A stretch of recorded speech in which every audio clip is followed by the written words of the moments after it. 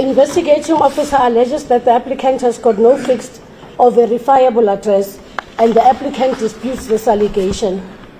Prior to his arrest, the applicant remained traceable through available information and investigative channels. Following the arrest, the applicant provided an affidavit from his customary wife confirming residence, contact details of his customary wife, WhatsApp communications, and GPS pin location details. The applicant is not a foreign national, wherein we would say that he actually would have even any inclination to actually flee the Republic of South Africa. We're dealing with a South African citizen. In his affidavit, he has indicated that he was born in Mafikeng. The details of the mother, the details of the father, they've been placed in his affidavit.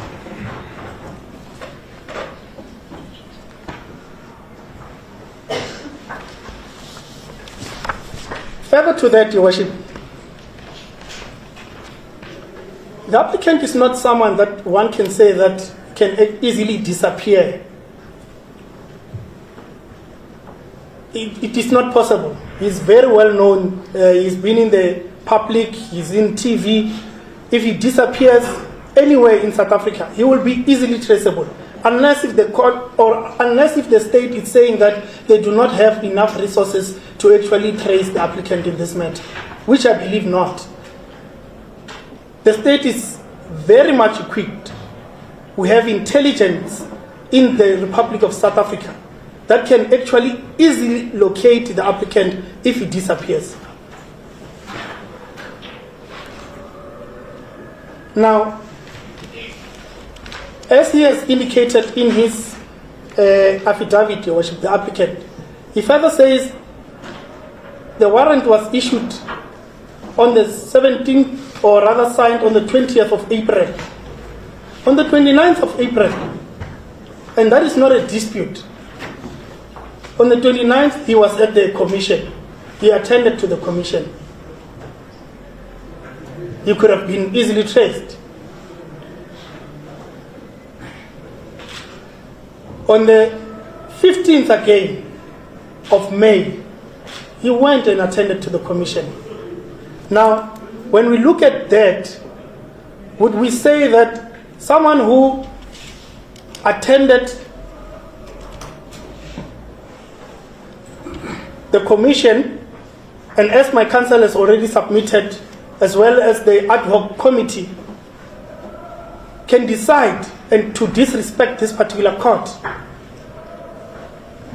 and evade trial? It is not possible. Actually, the argument, if there is any such argument, is baseless. And he has kids, Your Worship. He has children. He has indicated that he has 4 children. And what the investigating officer doesn't also tell this court is that he confirmed that those particular children reside there, at that particular address where the applicant has indicated. Because if the court will remember the annexure, which is the affidavit of the applicant's wife, it clearly specifies that I reside in this particular address with my 3 children. It is there. Now, why would the applicant decide not only to abandon his children but to also evade bail when he has such strong family ties in the Republic of South Africa? It doesn't really make sense. And as my counsel has already submitted, the seriousness of the charges that the applicant is facing is not such that will actually give him any inclination to actually evade his trial. It's not like he's facing minimum sentences. And regarding the previous convictions, now, if the applicant did not want to, rather to mislead this particular court, so that he can actually obtain favor in relation to a bail application, he would have decided that he is not going to even disclose any of the previous convictions. Now, such a disclosure by the applicant in this matter, it shows that he was playing open cards. It is, however, as it was argued by my counsel, that he omitted those particular previous convictions which were less serious, and he was not subjected to a direct imprisonment. The court will note that the last previous conviction, it was in 2012. That is over 10 years since the applicant in this matter had any brush with the law. It is clear that when we have regard to the submissions which were made by the investigating officer in his affidavit regarding why bail should not be granted, when we look at the person of the accused of the applicant in this matter, those particular grounds which have been submitted by the investigating officer do not have any merit.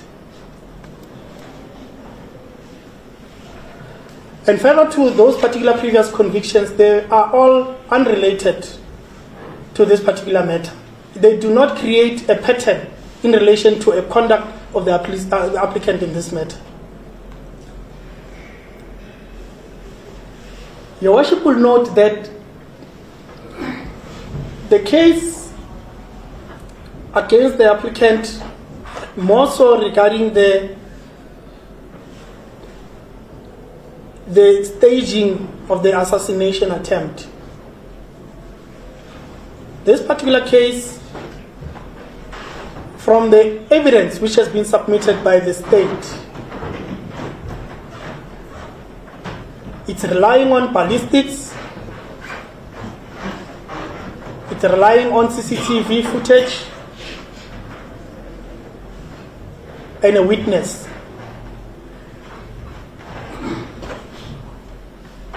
All we have to do right now is that it's not necessarily to say that there is a prima facie case against the applicant in this matter. That is a trial issue.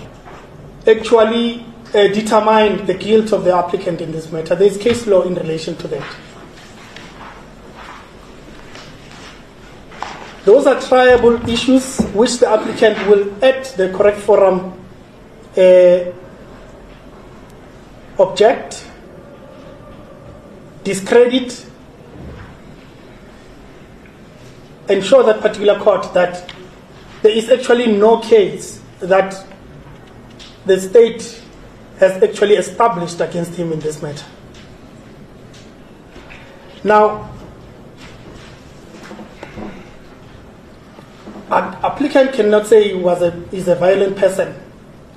The cases are dated 10 years ago.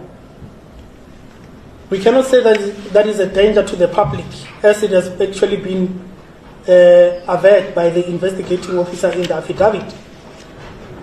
The investigating officer in his own affidavit further says that from the evidence that we have, there was no one inside the vehicle when these shots were fired. Now, you cannot then say that this person is a violent person when the alleged shots were fired when there is no one, or these shots were not directed at anyone.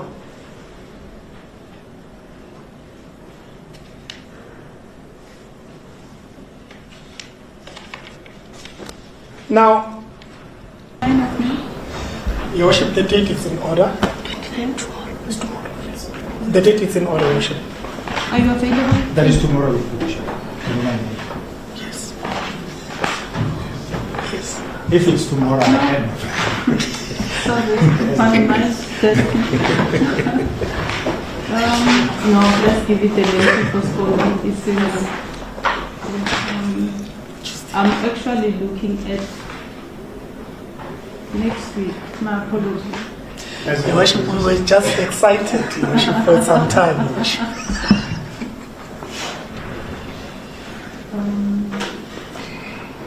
Next week, Thursday? The 4th. The 4th is suitable. Next week was 4th of July.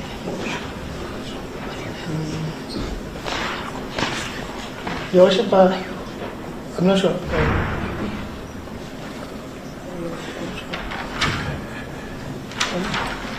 Your Worship, I think applicant wants to say something. May I just approach? Thank you, Worship.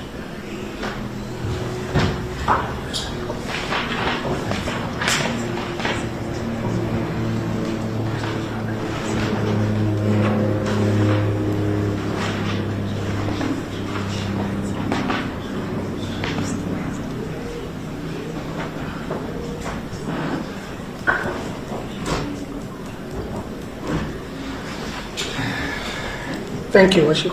Your Worship, the fourth is in order.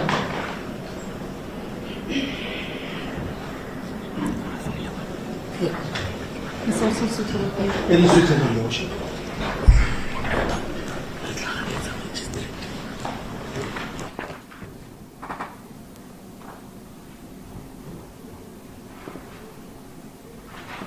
Mr. Mogotsi, please postpone to the 4th of June for court ruling. You are in custody, Mr. Down. As a copy of this?